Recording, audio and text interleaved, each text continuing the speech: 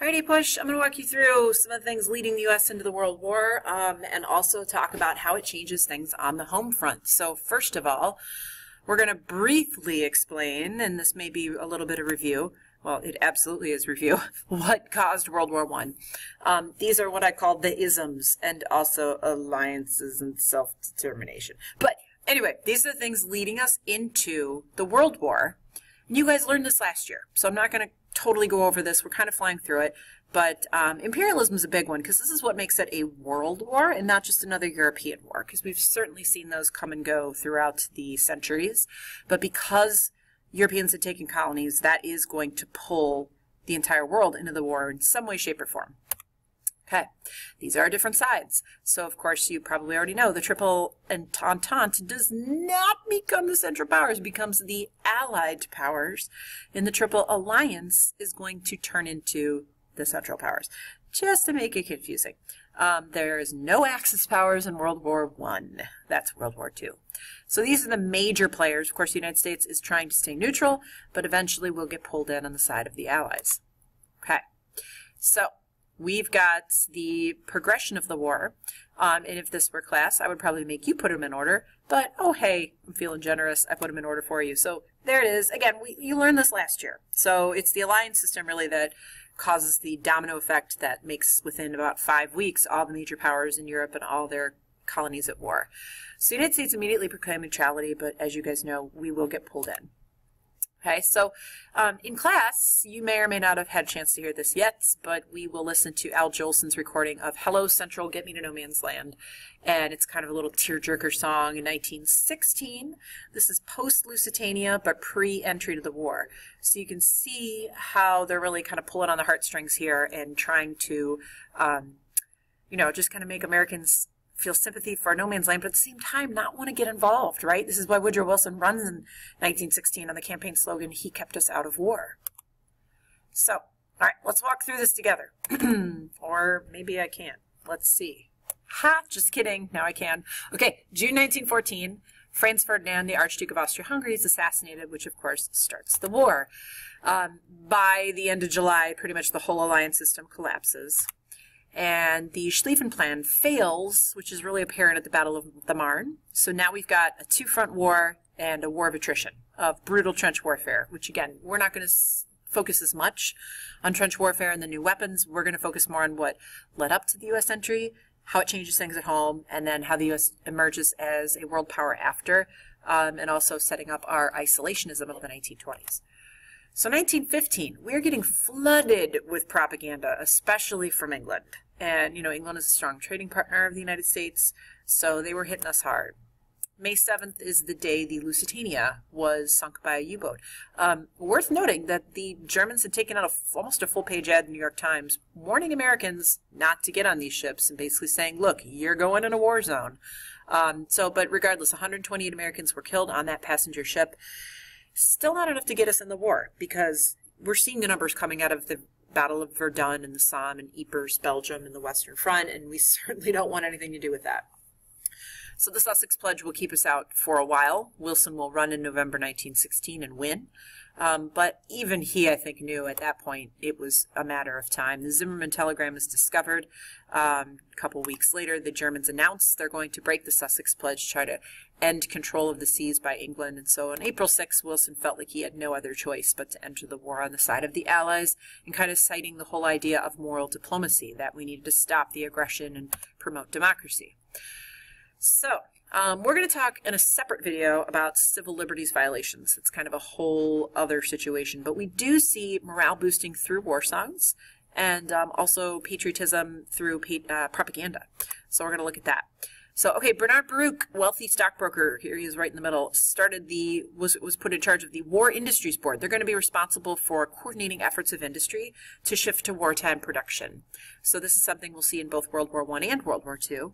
And then Herbert Hoover will be placed in charge of the Food Administration. And they're going to do things like meatless Mondays, wheatless Wednesdays, and just trying to coordinate rationing of food. So that's going to play a big role in the war effort, and also another thing that will be a big factor in World War II. So people are planting victory gardens, you know, they're selling Liberty bonds, victory bonds, anything they can to raise money.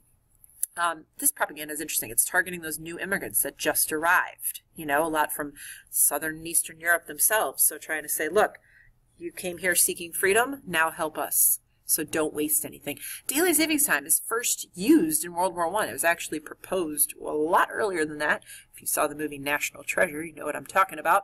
But first used in World War I as a way to save resources so that we wouldn't be, you know, like burning all kinds of oil and keeping lights on and stuff when it was dark. So they tried to time the workday up more to the sun. So that was something that was first used in World War I. Okay, here's some other examples of propaganda, and you can just see how they're trying to use food, trying to also kind of use fear as a motivator, and even a little bit of guilt and patriotism. Okay, how is the war financed? We've got definitely a lot of bonds being created. We're going to have that graduated income tax too that's going to play a role. And this is the first war that women can officially enlist. So they're not going to be able to see combat, of course. That actually wasn't lifted until quite recently. But women played a huge role in not only nursing, but clerical work. So secretaries, operators, things like that. So it's going to be harder and harder for people to justify not giving women the right to vote after women are officially enlisting in the war. So this is kind of going to push forward that suffrage movement, which we sort of saw in the movie Iron Jawed Angels. We saw a little bit of the role World War I was playing. And then, of course, after the war's over, that's when that 19th Amendment will finally be ratified. Okay, so what role do the American doughboys play on the frontier? And I'll move this up so you can kind of see. Okay, so a lot of famous people that we're going to hear about later get their start in World War I. For instance, Winston Churchill is a soldier in World War I. Adolf Hitler survives almost 4 years on the Western Front, including a poison gas attack and getting shot. Not that I'm usually rooting for people to die, but like that's a case where, you know, I kind of was rooting for him to die, and how does he not die? But anyway, Harry Truman, future U.S. president, also a doughboy serving here on the Western Front. So they're going to, you know, that's going to influence them when they're leading things during World War II. Okay, so you can just kind of see the German line, the farthest German advance, and this is really the French, the Western Front between France, Germany, and Belgium.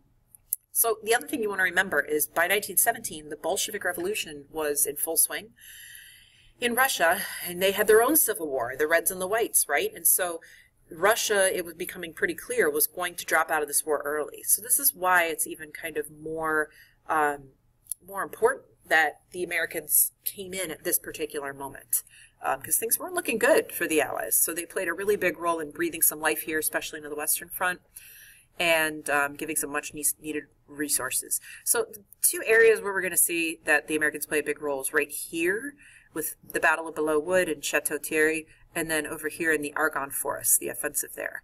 We lose 116,000 men in World War I, which is a large number, but it is absolutely nothing compared to the losses coming from Germany, France, Russia, England, you know, and that's going to be a little tougher when Woodrow Wilson, when the war's over, really wants to have a huge voice in trying to create this lasting peace, and he's got his ideas, and they're just viewed as being almost pie in the sky, way too idealistic by the other members of the Big Four who do want to punish someone. And they want to punish Germany, you know, because when you look at those casualties, which we will, you'll see why. So, okay. The other thing we want to talk about here is how does the war change things at home? So we're going to see the war is going to affect workers in a lot of ways. We've got the National World Labor Board. We've got African Americans playing a huge role in filling a lot of the factory jobs. So this is referred to as the first Great Migration. So we're going to see the first Great Migration here during the war, 1916. They basically went due north and from wherever they were. So a lot of African Americans, even today in Cleveland, can kind of trace their ancestry back a few generations to these states, but they came during the Great Migration. We've got 500,000 African Americans leaving the South, coming to the North. This is going to change the makeup of northern cities dramatically. It's also going to make it a lot harder for people in the North to just continue to ignore the fact that racism is not only a Southern thing. So we're going to see a big pushback. Okay, so this is really an important thing to understand. Those of you I know in some of your English classes, you've read Just Mercy by Brian Stevenson. If you've watched his TED Talk, highly recommended, by the way, he talks about how African Americans, many today, said, well, a lot of people say the narrative is, well, we were leaving for jobs. They were leaving for jobs. And they say that's not why we were leaving. We were fleeing violence. You have to remember also what's happening down here with lynch law and the complete and utter lack of civil rights. So there was the hope that things would be better up here. And in a lot of ways they will be, at least temporarily, but in a lot of ways they aren't going to be. We're still going to see racism is not only a Southern problem. And after the Great Migration, that becomes really apparent. And it's going to force a lot of northern cities to really take a good hard look at themselves. We're going to talk about the Chicago race riot in 1919 as one of those examples that just exposed and hit a nerve that there's some serious deep-rooted racism in the North that needs to be addressed as well. So that's a really important effect of World War I as far as changing things at home. So as you're reading chapter 29, be on the lookout for this. How did we fund it? How does it change cities? How do we play a role in the war effort? And, how does it affect groups like women, like African Americans, like workers' unions, and the men that actually were the doughboys and fought over there? So think about those things as you're reading.